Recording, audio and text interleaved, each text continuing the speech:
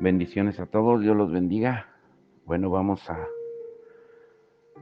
culminar esta semana con estos estudios devocionales y estamos estudiando acerca de volver a escuchar a Jesús. Y antes de comenzar, también al final vamos a orar por el Hospital General de Salamanca hoy a las 6 de la tarde, como desde hace casi 9 años. Pues seguiremos en esa labor tan hermosa, llevando la palabra y algo más. Y así es de que, pues todos los hermanos que han dispuesto en su corazón estar y llevar algo, recordemos que cada 15 o 16 de septiembre que ha tocado ir durante casi 9 años, Dios se ha glorificado. Y hoy no será la excepción, porque lo más importante, aún más que la salud física, es la salvación de las almas. Así es de que hoy tenemos esa cita divina con el Señor y con toda la gente. Y precisamente hablando de citas divinas, el título de hoy es Los invitados que oyeron. Ayer hablábamos acerca del nacimiento de Jesús, porque vamos a estar estudiando los evangelios, pero de una manera diferente, para enamorarnos más de Él, porque vamos a descubrir cómo la persona que más te ama sigue queriendo conquistarte cada día. Pero, ¿por qué la palabra dice que muchos son llamados y pocos los escogidos? Recuerda la revelación de Dios en el Antiguo Testamento acerca de Jesús. El hombre necesitaba reconocer su pecado y la santidad de Dios. Por eso, en cierto modo, cada vez que Dios le hablaba a una persona, ésta sentía temor, incluso miedo, y nadie podía escuchar a Dios y seguir como si nada. La presencia de Dios era algo tan majestuoso que nadie podía verle y seguir viviendo. Y ayer veíamos y estudiamos cómo Dios se hace hombre y nace como un niño. Y la pregunta era, ¿quién puede tener miedo a un niño? ¿Quién puede temer a un niño? De pronto a Dios se le puede abrazar y acariciar. El Todopoderoso está en brazos de sus asombrados padres terrenales. Dios entra en la historia de una manera incomprensible como un niño en la más absoluta pobreza y debilidad. Al verle, nadie le teme, porque nadie puede sentir miedo de un niño indefenso. La Biblia dice que Dios nos dio un hijo. Parecía ser solo un niño, pero era el hijo que nos fue dado a todos, el Hijo del Hombre, porque un niño nos ha nacido. Nos nació un niño a la humanidad, a cada uno de nosotros, no solo para Israel, ni siquiera para su familia. Nació para todos los hombres y mujeres de este mundo. Es nuestro niño, nacido para morir. La sombra de la cruz se proyectaba sobre él desde el mismo momento de su nacimiento. Y ese es uno de los mayores contrastes en la historia del género humano. Cuando nació el Señor hubo un gran resplandor en la noche. La naturaleza se alegró y lo expresó reflejando la luz de su Creador. Nació la luz del mundo. En la oscuridad de un mundo sin Dios y en la noche del alma de sus habitantes, Dios, la luz, vino al mundo como un niño.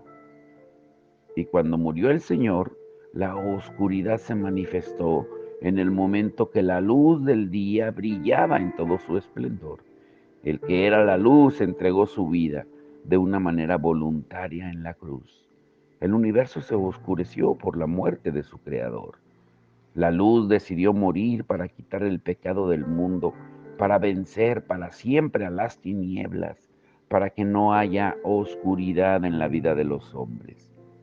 Mateo 2, 4 al 5 dice, entonces, reuniendo a todos los principales y sacerdotes y escribas del pueblo, indagó de ellos dónde había de nacer el Cristo. Y ellos le dijeron, en Belén de Judea, porque ahí está escrito por el profeta.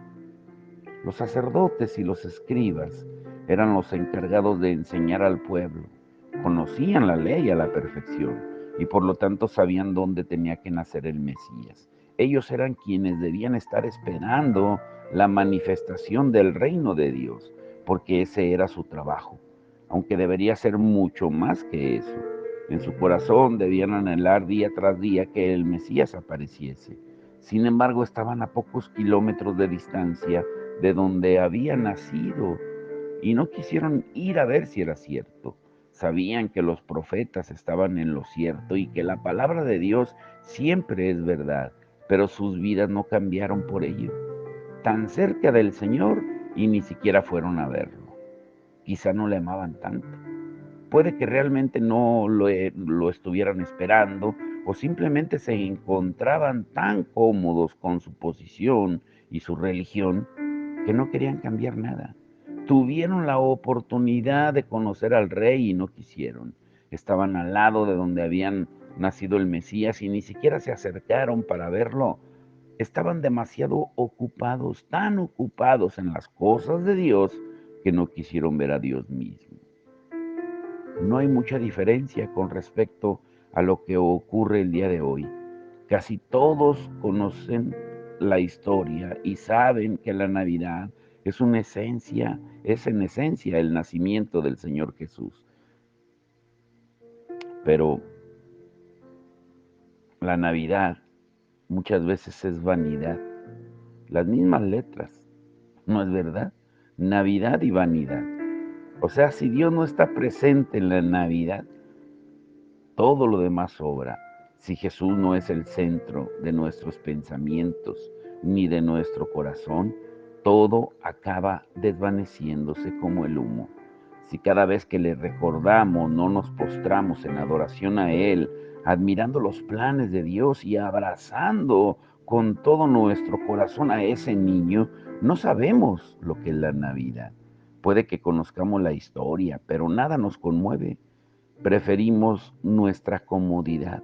Nos gustan más las celebraciones y las vanidades.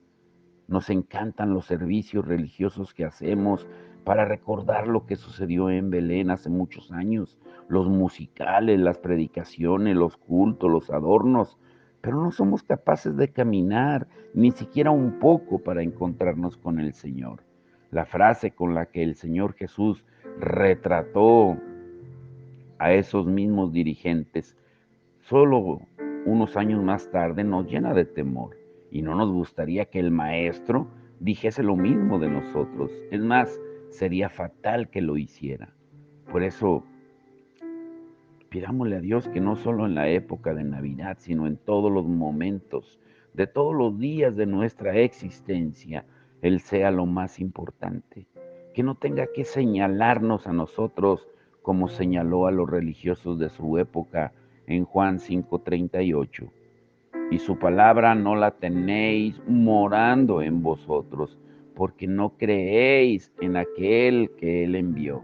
Ahora, ¿sabías tú que había una lista de invitados, los que visitaron al Mesías? Y los invitados que oyeron, pero también hubo invitados que no oyeron, como acabamos de ver. Cuando Dios Padre pensó en quienes tendrían el inmenso privilegio de visitar a su Hijo poco después de nacer, su lista fue muy sencilla: pastores, ángeles y algunos magos. Nada de gente importante ni personajes de etiqueta. Ningún rey, ningún líder religioso o empresario de renombre. Ningún maestro de la ley vino a ver al niño. Y no lo hizo el sumo sacerdote, ni ninguno de los fariseos, escribas o saduceos. Los tres grupos que visitaron al Señor estaban llenos de defectos para la sociedad de aquel momento. Para empezar, los ángeles, según la creencia, no existían, según algunos de los líderes religiosos del pueblo de Israel. Dios anunció el nacimiento de su Hijo por medio de ellos. Los pastores eran considerados impuros e ignorantes de la ley. Tenían uno de esos oficios que nadie quería tener. La mayoría de las ocasiones, otros los obligan a tenerlo o los obligaban a tenerlo. Pero Dios los escogió a ellos para bendecir a su Hijo. El Mesías nació para salvar a su pueblo, pero ningún líder religioso judío vino a adorarle. Los únicos que lo hicieron fueron unos magos gentiles y extraños al pueblo. Dios, el único que podía elegir el momento y las circunstancias del nacimiento de su hijo, escogió la soledad, la pobreza, el desprecio y el sufrimiento. El que es el Señor absoluto de todas las cosas, nació desnudo, aceptando felizmente la condición de la humanidad. El que ha hecho felices a millones de personas, lloró al nacer. El que decide los destinos del universo se sometió a los inevitables vaivenes de una pareja joven y sin experiencia. El Rey de Reyes y Señor de Señores quiso ser visitado en su nacimiento por personas despreciadas y sencillas. Número uno, fue anunciado por los ángeles. Un ángel anunció a María y a José que el Mesías iba a nacer en su familia. Lo hizo por separado. Se les presentó a solas a cada uno de los dos. Su mensaje fue sencillo, pero hoy en día sigue siendo el anuncio más impactante que se puede escuchar. Para Dios no hay nada imposible. Lucas 1:37.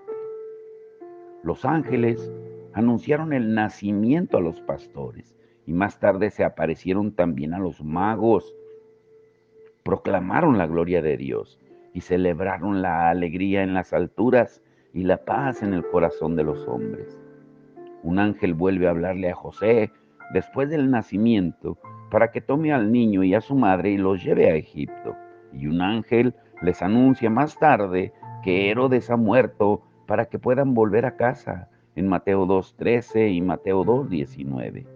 El mensaje de los ángeles sigue siendo sencillo, pero tremendamente impactante. No hay nada imposible para Dios. 30 años después, en uno de los momentos más difíciles de la vida del Señor, los ángeles se aparecen en el Getsemaní para fortalecerle en Lucas 22:43 y también para servirle, como dice Mateo 4:11. El Hijo de Dios se sumergió en lo más profundo de nuestro dolor, de tal manera que sus propias criaturas tuvieron que consolarle. La historia no terminó ahí, porque los ángeles anunciaron también su resurrección en Juan 20:12 y hablaron después de su ascensión.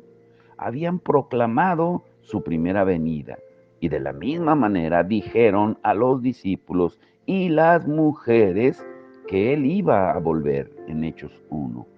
Y serán los ángeles los que vendrán con Jesús en su segunda venida, como dice en Mateo 13:41, Mateo 16:27, Mateo 25:31, anunciando su presencia y su reino, servidores fieles y ansiosos por ver el día más importante en la historia de la humanidad, cuando el Señor Jesús sea coronado Rey. Número dos, también fue adorado por los pastores. Los primeros que se acercaron al niño para adorarle fueron los pastores.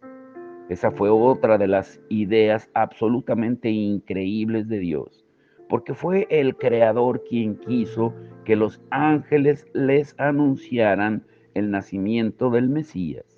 Los pastores eran una clase despreciada, porque al convivir con animales eran considerados impuros ceremonial y religiosamente. Los sacerdotes decían que no eran dignos de confianza y al igual que las mujeres, su testimonio no era válido en un tribunal. Tenían prohibido acercarse al templo y por lo tanto a Dios. Durante más de 400 años, Dios no quiso hablar al pueblo de Israel. Como ayer mencionábamos, hubo un silencio entre Malaquías y Mateo en la palabra de Dios de 400 años. ¿Por qué? ¿Por qué no habló Dios? Porque había sido rebelde el pueblo hasta lo sumo, y su pecado era tan grande que las naciones aborrecían al Creador por culpa de la conducta de su propio pueblo.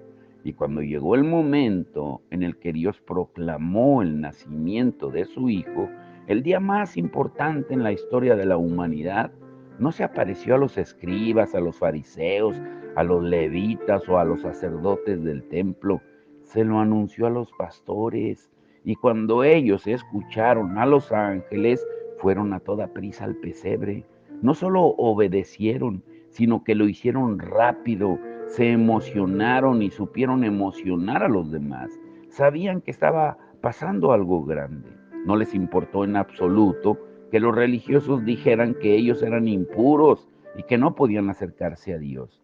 Esa preciosa noche no solo adoraron a Dios, sino que lo tomaron en sus brazos. Jesús los dignificó al asumir su oficio como propio, cuando habló de sí mismo como el buen pastor, el que da su vida por sus ovejas.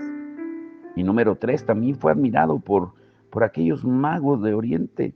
Todos conocen la historia de los magos. Llegaron del Oriente para conocer al niño y adorarlo.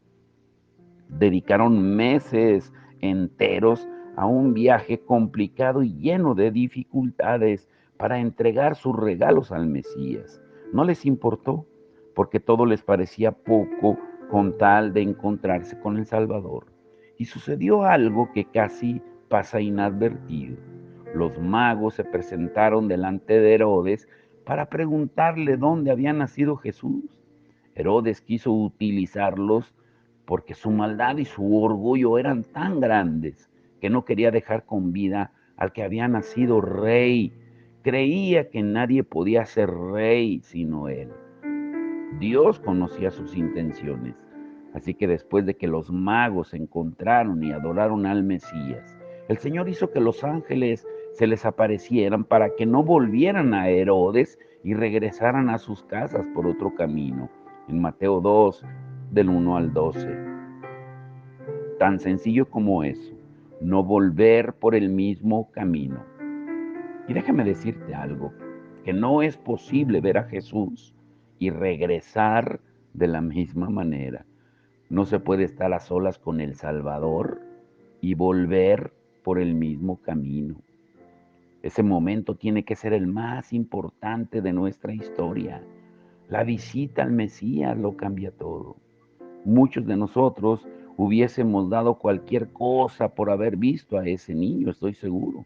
Pero imagínate que ese día es hoy mismo y estamos delante de él. ¿Cómo reaccionaremos? ¿Cómo vamos a vivir? ¿Qué camino vamos a recorrer? ¿Cómo vamos a regresar a nuestra vida de cada día? Más de 2000 años antes del nacimiento del Salvador, Dios había dejado escrito a su pueblo en Deuteronomio 17:16: no volváis nunca por este camino. Les había dicho que algunos caminos podían llegar a destruirlos, caminos de odio, calumnias y maldición, sendas de querer hacer lo que otros hacen, alejándose de Dios, caminos de incredulidad y de pérdida de amor a Él, caminos de orgullo y confianza en nosotros mismos, en lo que somos o en lo que tenemos, caminos llenos de la arrogancia, del poder, de la sabiduría o del dinero. Los magos vieron al Señor y regresaron por otro camino. Sus vidas fueron diferentes porque no podían volver a las mismas cosas después de contemplar al Rey, sea donde sea que tengamos un encuentro con Él, en la cuna, en su vida, en la cruz, en el poder de su resurrección, o simplemente si ponemos nuestra mirada en el Señor, le escuchamos, recibimos sus bendiciones y nada ocurre dentro de nosotros, pues entonces estamos perdiendo lo mejor de la vida. Estamos cayendo en la misma condenación que Herodes. Ahora, este punto es interesante. Número 3, el cumpleaños del niño. Dirás, ¿cumpleaños? ¿Cómo? Nadie puede comportarse de la misma manera después de haber visto al niño. Nada será igual después de la primera Navidad. ¿Qué habría sucedido cada año después del nacimiento del Señor? ¿Has pensado alguna vez en lo que ocurrió cuando fueron pasando los años? ¿En qué pensaron todos cuando se cumplió un año de aquella primera Navidad y cuando se cumplieron 10 años?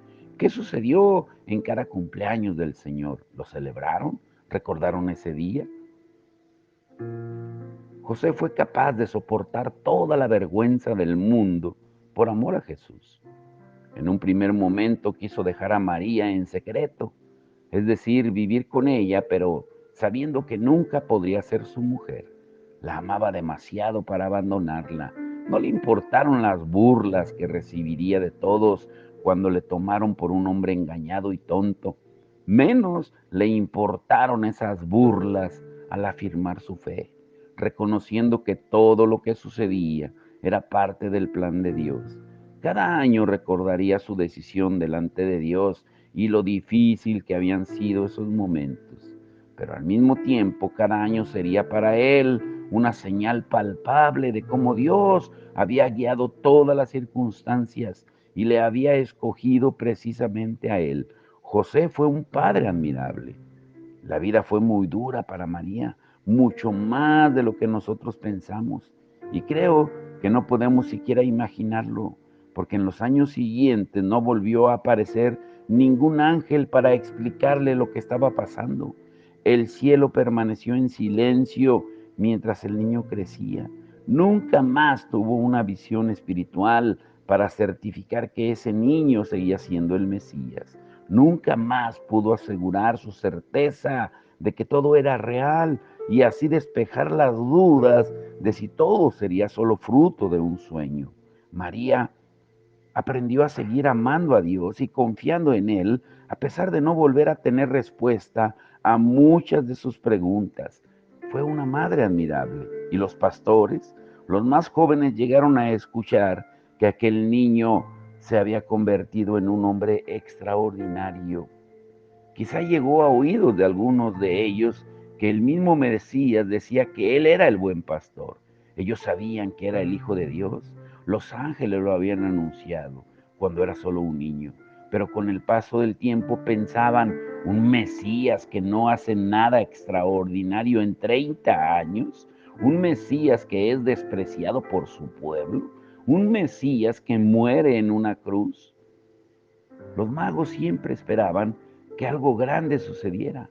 La estrella no era normal y las circunstancias mucho menos. El anuncio de los ángeles certificó que el rey había nacido, pero las preguntas seguían siendo demasiado importantes. Nadie lo sabe, nadie reconoce al Mesías. Y pasan los años, 30 años, y no ocurre nada. ¿No habrá sido una equivocación? ¿Por qué nadie habla del futuro rey? Quizá algunos de los magos fallecieron antes de que el Señor comenzara su ministerio. ¿Seguirían creyendo en él? Los líderes religiosos se olvidaron por completo de aquel niño.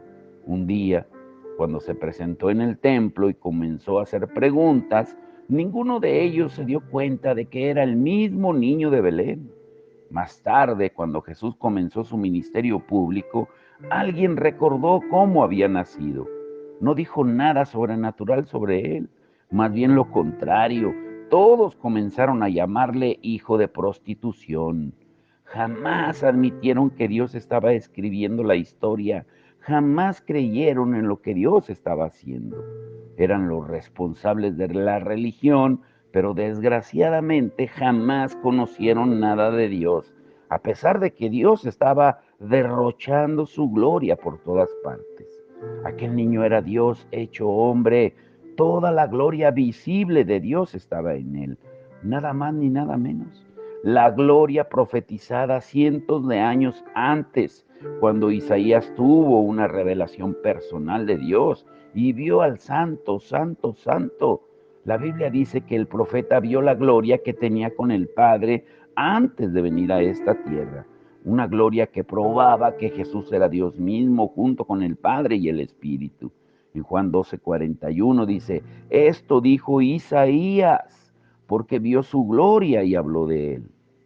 Los ángeles anunciaron esa misma gloria en Lucas 2:14, que sería el reflejo inconfundible de la vida del Señor Jesús en todo lo que hizo y enseñó.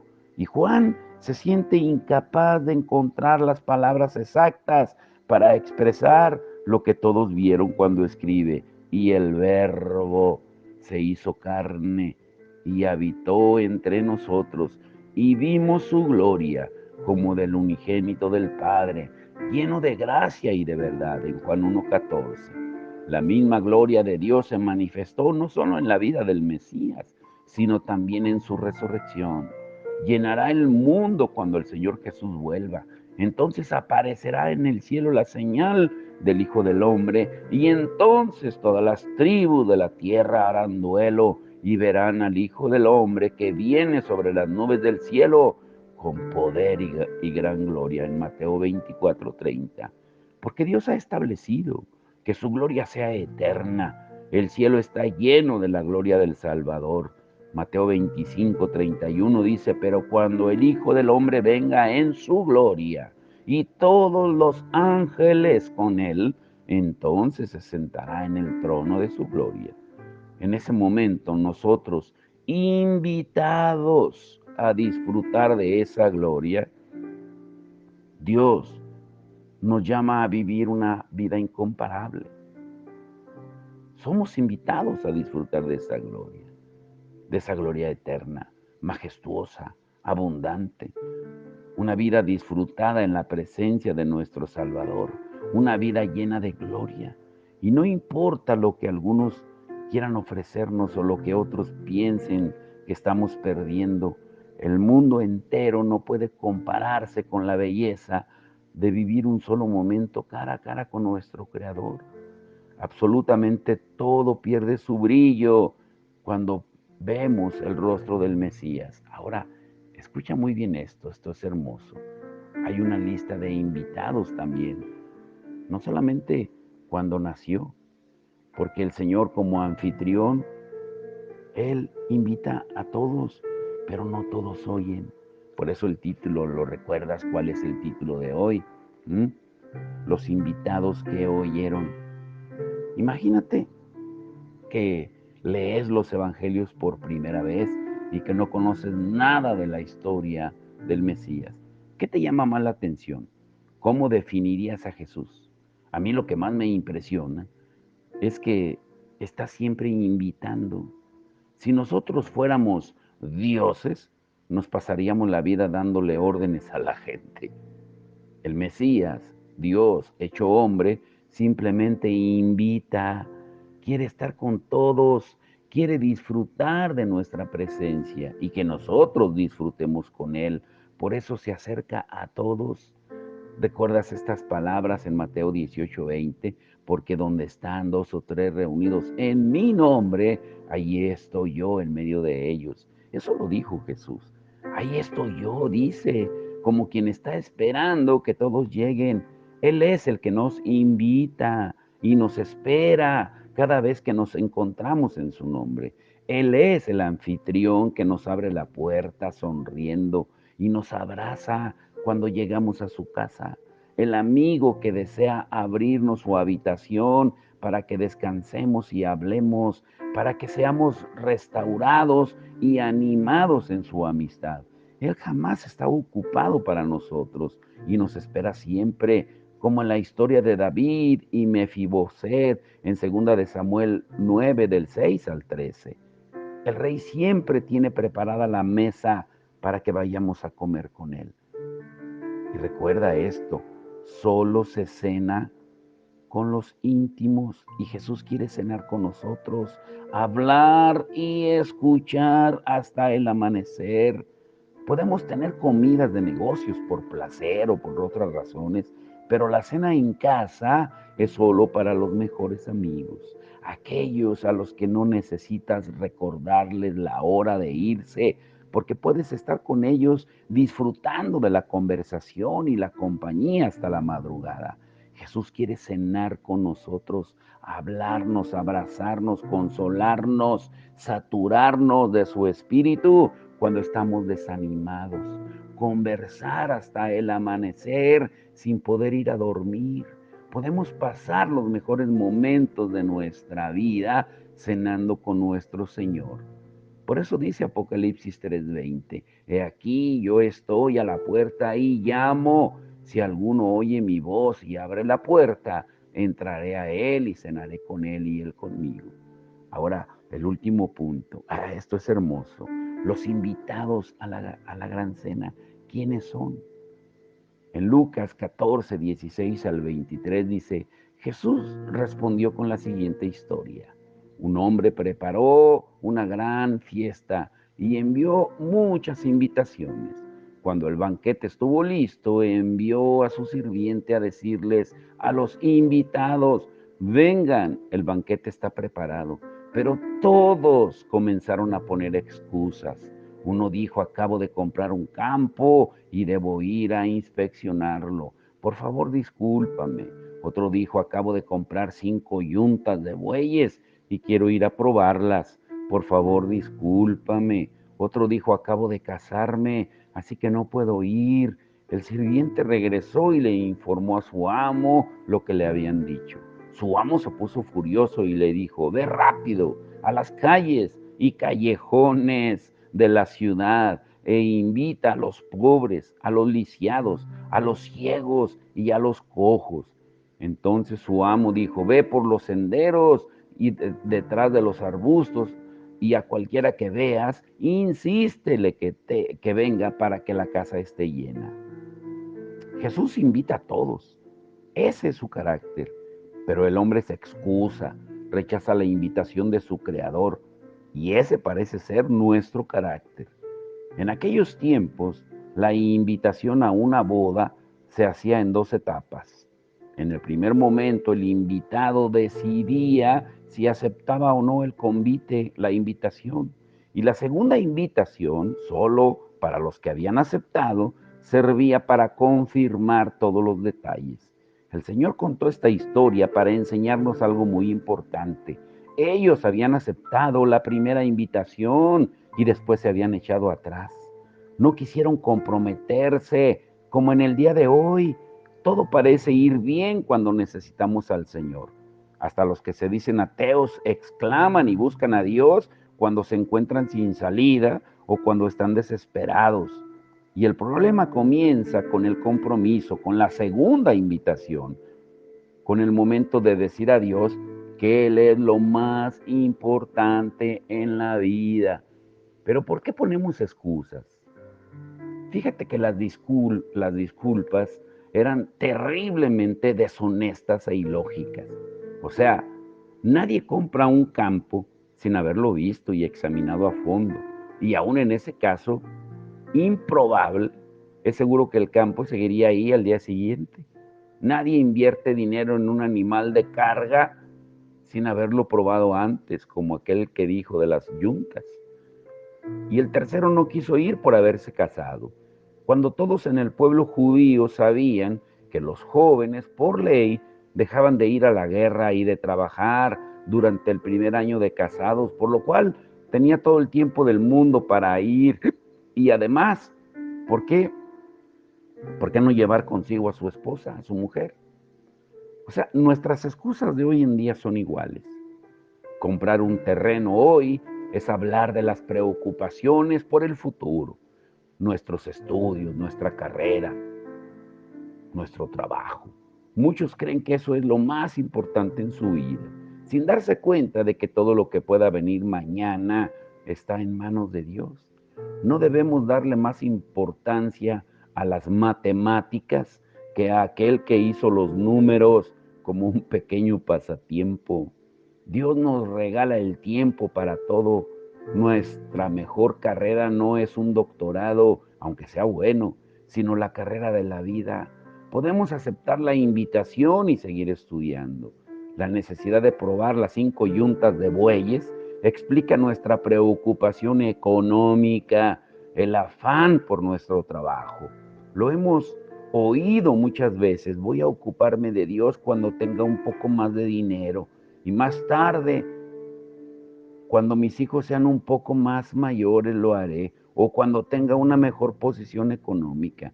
Y sin darnos cuenta, llegamos a los 50 años y ya casi no tenemos fuerzas para tomar en serio el compromiso con Dios.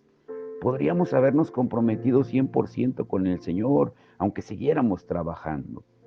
La excusa del matrimonio no tiene que ver, en primer lugar, con el casamiento en sí, sino con los que ponen las cuestiones sentimentales por encima de Dios.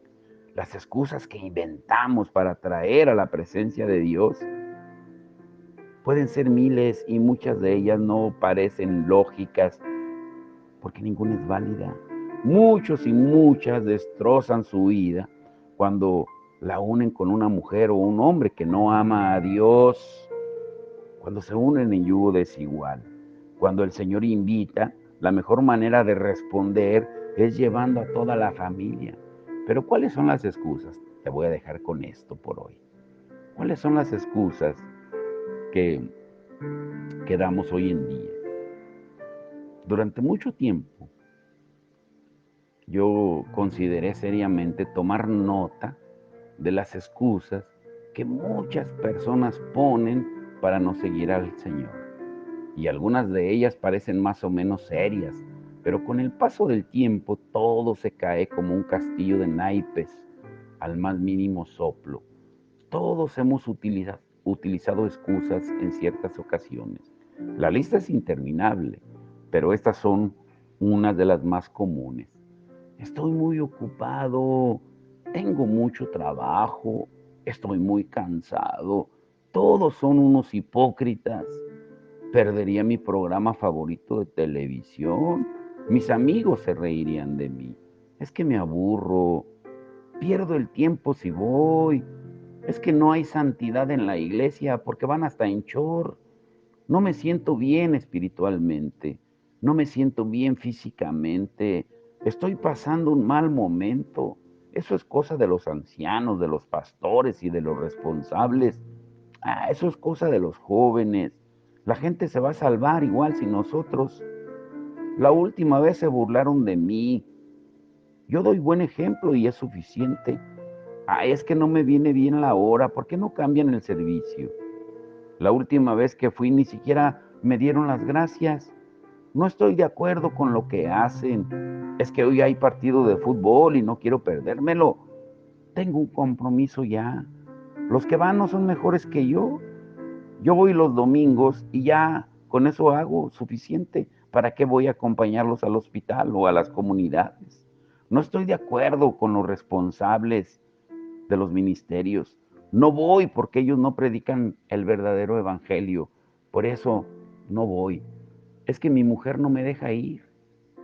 A mi marido le parece mal que vaya. Uy, y podríamos añadir cualquier otra excusa o escoger la que te guste más. Pero podemos hacer dos cosas. Con eso te quiero dejar. Colocarla en un lugar donde podamos leerla todos los días o incluso tener una excusa diferente para cada día, o podemos ponerlas todas a los pies de la cruz. Ver a nuestro Salvador sangrando, con las manos perforadas y el pecho herido, sudando sangre y aguantando que lo escupan y se rían de él, aunque él no puso una sola excusa, mientras él guardaba silencio por amor a nosotros. Porque si seguimos rechazándole, es como añadir una burla más a su sufrimiento, clavando nuestra excusa en el mismo cartel en el que se lee Jesús Nazareno, Rey de los Judíos. Señor, yo no voy a seguirte ni quiero comprometerte.